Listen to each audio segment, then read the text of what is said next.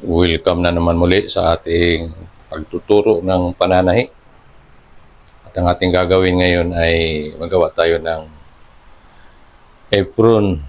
Apron gagawin natin. So, lederate na apron ito. Ito.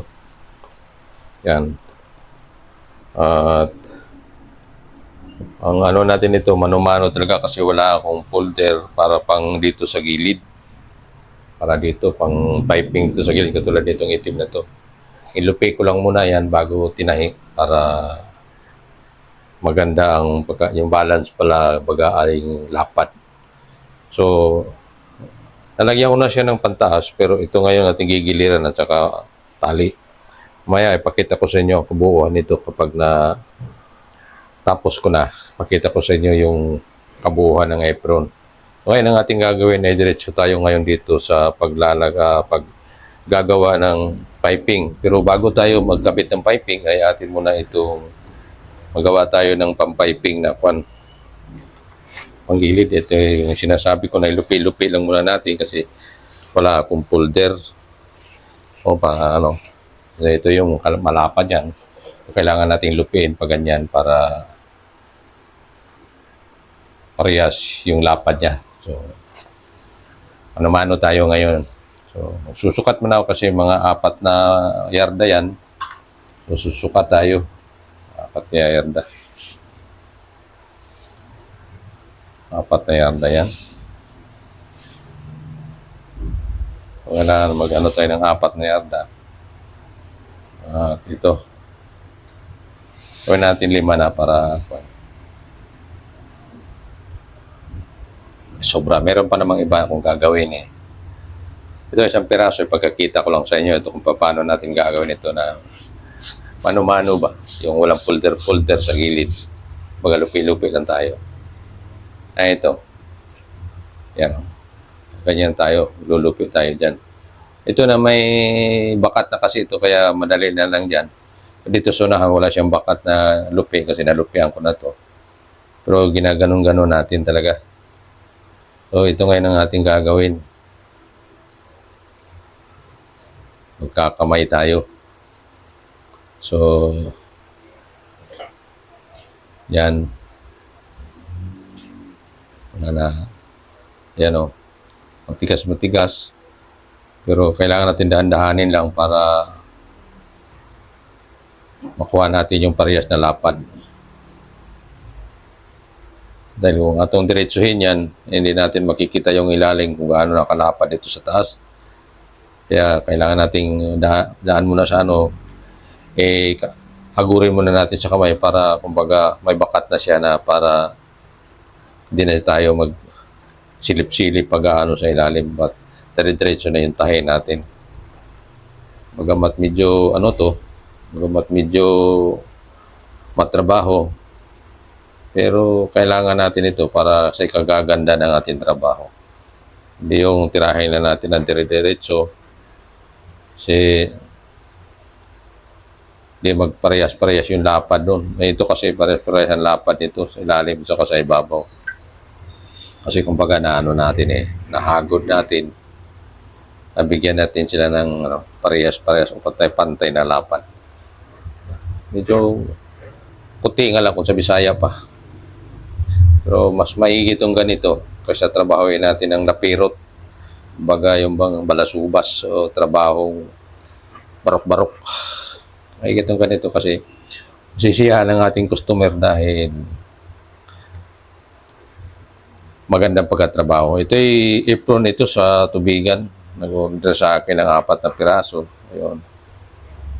Bagamat apron lang ito, pero pagkikita ko rin sa inyo ang pagtatrabaho ng apron na para sa mga hindi pa nakaranas magawa ng apron ay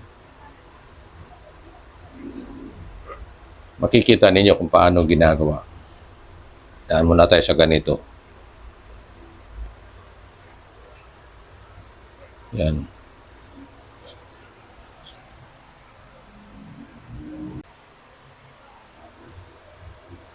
So, dito na tayo sa dulo. Tapos na yung ating ginagawa. Yan. So, atin natin ikakabit. So, ang ano natin dito tayo magsisimula sa bandang puwit para ang ating ikot ay dire-diretso. Kasi ano to, dire-diretso mayroon itong tali at mayroon itong kawit sa liig. So dito tayo sa may bandang sa bandang hulihan tayo sa gitna ito sa bandang puwit sa dulo. Ito tayo magsisimula. So ganito tayo maggagawa.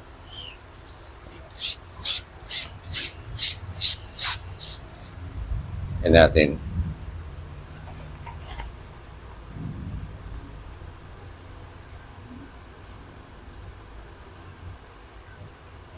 Lagyan ko lang ng kalang para hindi siya lalabis, hindi siya lalapad. So, ganyan tayo magtrabaho. Yun lang naman sa simula ko siya linalagyan.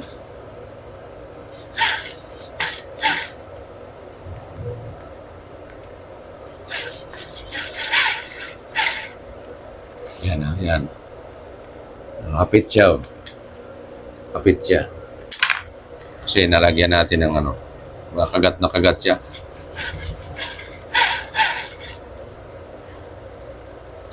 Yan. So, bali na lang tayo ng bali kasi nahagod na natin Bali na lang tayo ng bali.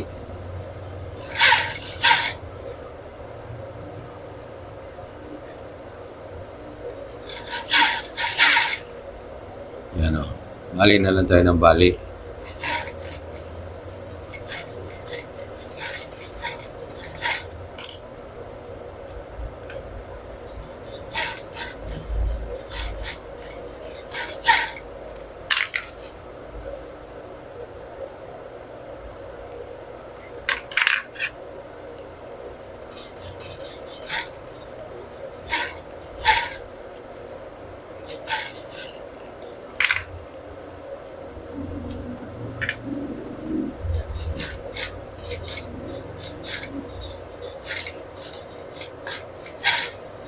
Tandaan tayo dito dahil kurbada kasi yan. Talaga kasi medyo critical yan kaya dandahan tayo dyan sa bandang kurbada. Kaya ako sinusundot ng nipper kasi lumulubo yung piping natin.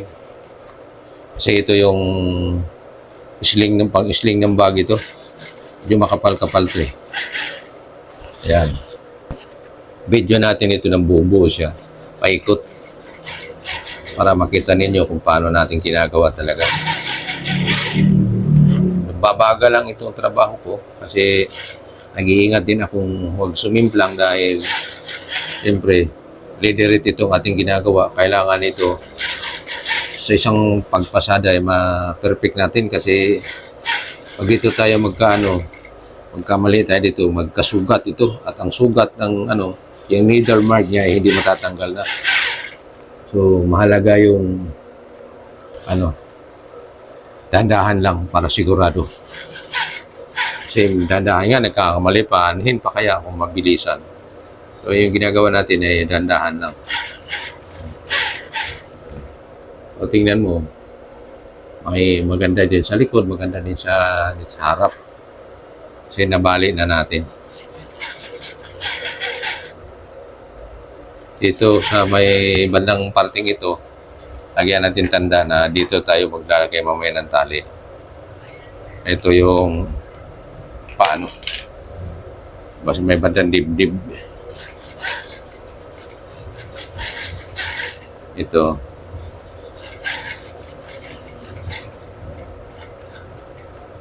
Ayan. Natin. So, atin siyang susok kasi medyo pabukol yan. So, para maano yung alon, tulak natin. Flat na siya. Ganun lang paggawa mga kapadyak ng Hepro na may piping sa gilid. Ang ginagawang piping ay yung pang sling ng bag. Yung manipis lang. Tawag nito nila ay parang ano ba yun? Nung binilang ko nito ay may tawag nila, nakalimutan ko lang.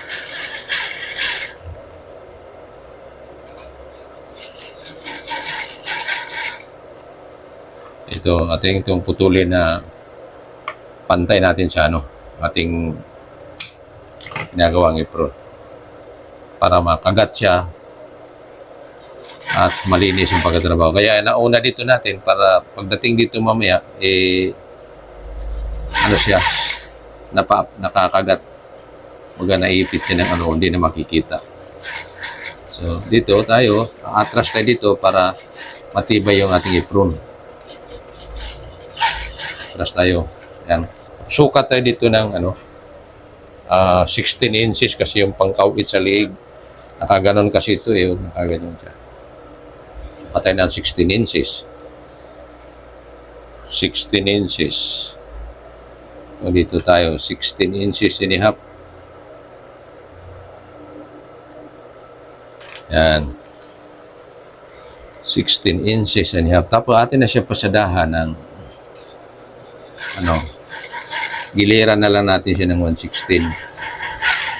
Kasi ito yung kakawit sa liig, susuot sa liig baga para ang apron ay hindi malalaglag.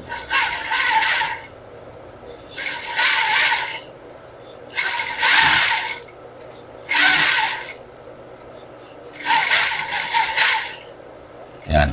Yan Yan siya. Ang ganyan. So, atin namang putulin to dito. Pantay natin para papakakagat na naman natin diyan para malinis yung ating apron. Yan. Trasan natin. Sorry. Para matibay yung ating apron. Hindi siya basta-basta makalas.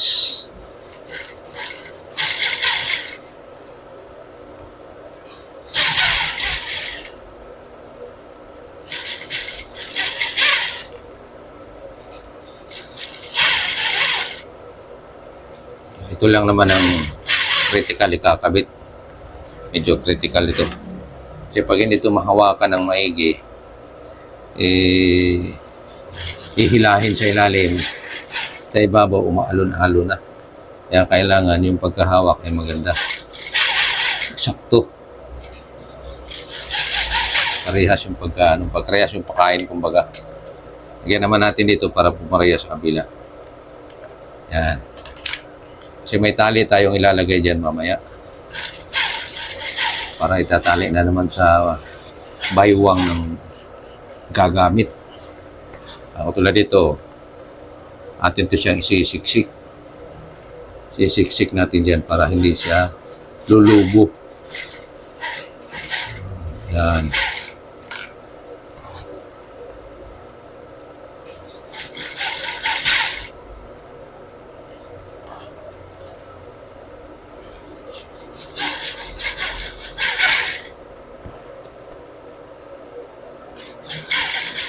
Gandahan lang mga kapadyak talaga. Tatapos din naman ang mahalaga yung ating trabaho ay di kalidad, kumbaga. Para kahit sumingil tayo ng medyo sa tingin ng iba ay mataas, at least atin namang nabigyan ng natumbasan yung trabaho na maganda. At ang singil ko pala nito mga kapadyak ay 500. Ito 500 ang gastos ko nito. Awang singil ko nito. Meron na rin tubo kaunti. Meron na rin. Kumbaga, okay na rin siya. At ito siyang ipihit para hindi siya mag-alon-alon. Kasi pakain natin. Kumbaga para yan kasi mahirap pag hindi may pakain yan, lulubo yan. Ito tayo nagdandahan sa may bandang kanto kasi wala tayo folder Kamay-kamay talaga, yan tinatawag na talagang manual.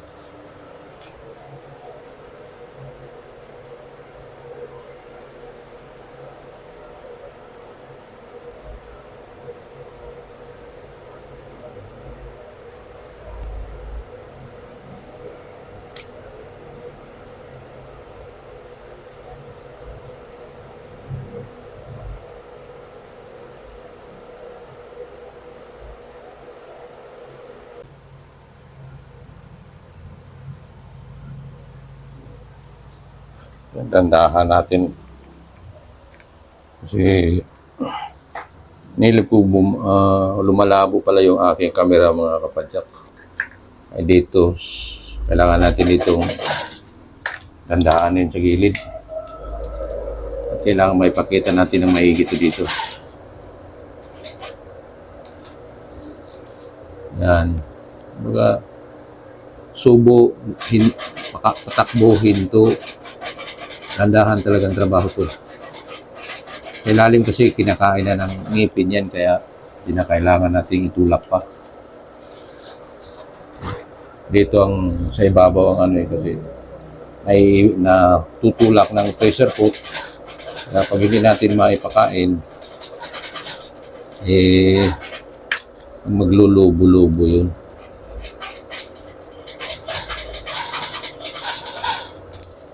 Yan.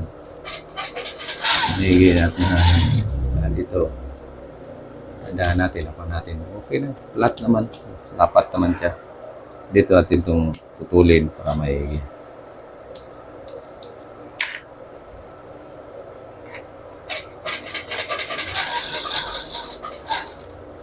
At dito sa parting ito ay kailangan natin itong palagpasan. Yan. Palagpasan natin. So, ang ating paglupi ay paganyan. Putulin natin paganyan. At tapos ay ating pukpukin ito para lapat na lapat. Lapat na lapat siya. Ating tapos ipitin natin siya. Yan.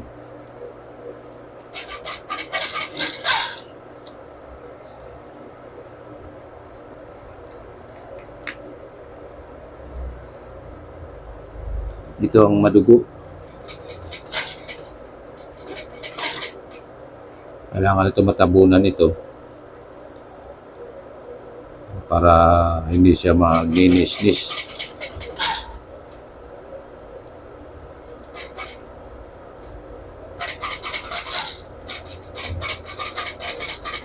Dahan ako mga kapadyak.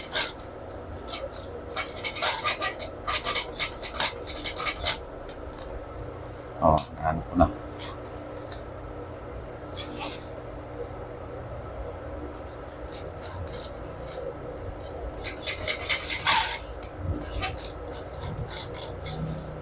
Yan. Medyo na kuha natin yung magandang trabaho. Medyo nakuha natin. Yan. Siya. Yan. Lagyan natin dito sa gilid para pang tali siya. Yan. Masimple na lang ito. Yan.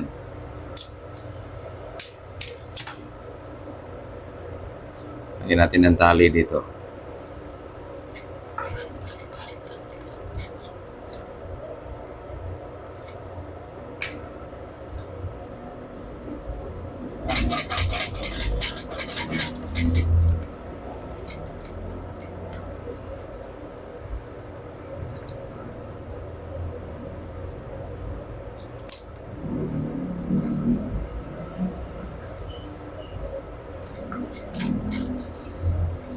Para natin to. Tuloy natin. Babaliin natin yan para matibay siya. Hindi siya mag-nis-nis ba masyado.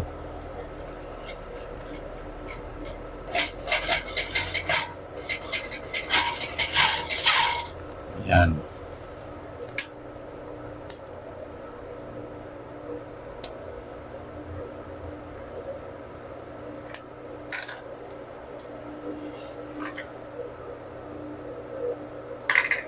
Sa kabila naman. Sa kabilang side. Lagyan din natin ng tali.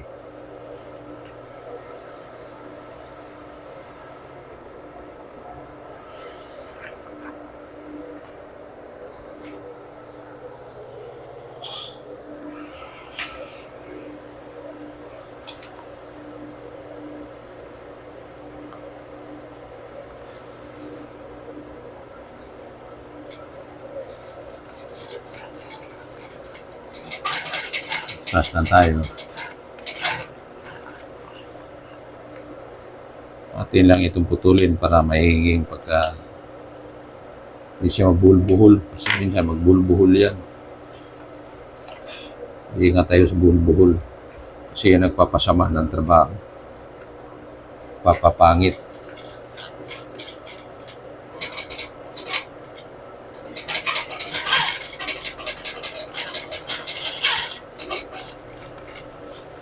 Yan o.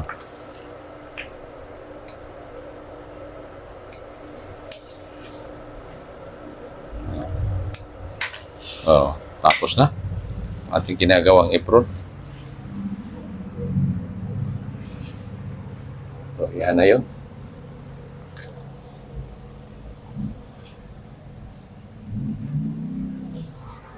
Yan o. Ito yung ginagawa ng apron. Lipat tayo sa lamisa.